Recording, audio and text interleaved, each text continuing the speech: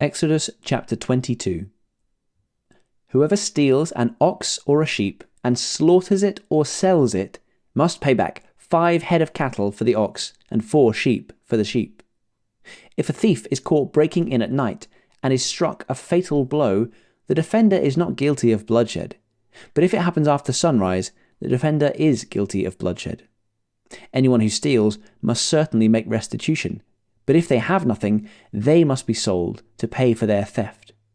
If the stolen animal is found alive in their possession, whether ox or donkey or sheep, they must pay back double. If anyone grazes their livestock in a field or vineyard and lets them stray and they graze in someone else's field, the offender must make restitution from the best of their own field or vineyard.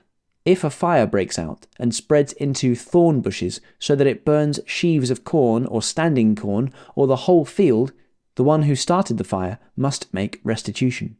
If anyone gives a neighbor silver or goods for safekeeping and they are stolen from the neighbor's house, the thief, if caught, must pay back double. But if the thief is not found, the owner of the house must appear before the judges, and they must determine whether the owner of the house has laid hands on the other person's property. In all cases of illegal possession of an ox, a donkey, a sheep, a garment, or any other lost property about which someone says, "This is mine," both parties are to bring their cases before the judges. The one whom the judges declare guilty must pay back double to the other.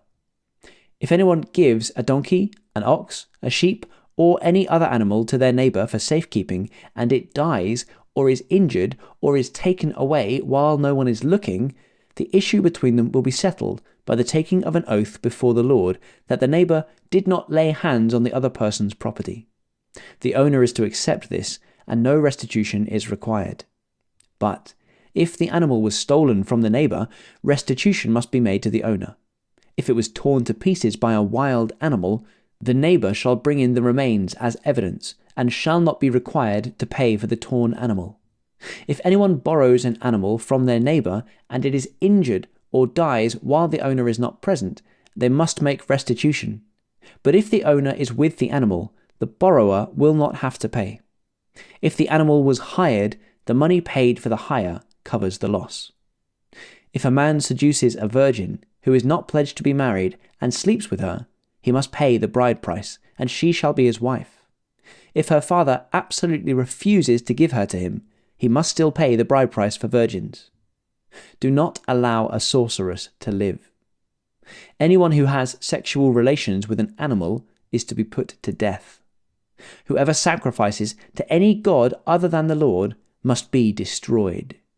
Do not ill-treat or oppress a foreigner, for you were foreigners in Egypt. Do not take advantage of the widow or the fatherless. If you do and they cry out to me, I will certainly hear their cry. My anger will be aroused, and I will kill you with the sword.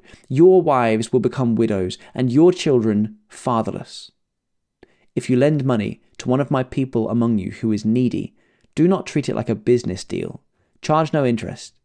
If you take your neighbor's cloak as a pledge, return it by sunset, because that cloak is the only thing your neighbor has. What else can they sleep in? When they cry out to me, I will hear, for I am compassionate. Do not blaspheme God or curse the ruler of your people. Do not hold back offerings from your granaries or your vats. You must give me the firstborn of your sons. Do the same with your cattle and your sheep. Let them stay with their mothers for 7 days, but give them to me on the 8th day. You are to be my holy people, so do not eat the meat of an animal torn by wild beasts. Throw it to the dogs.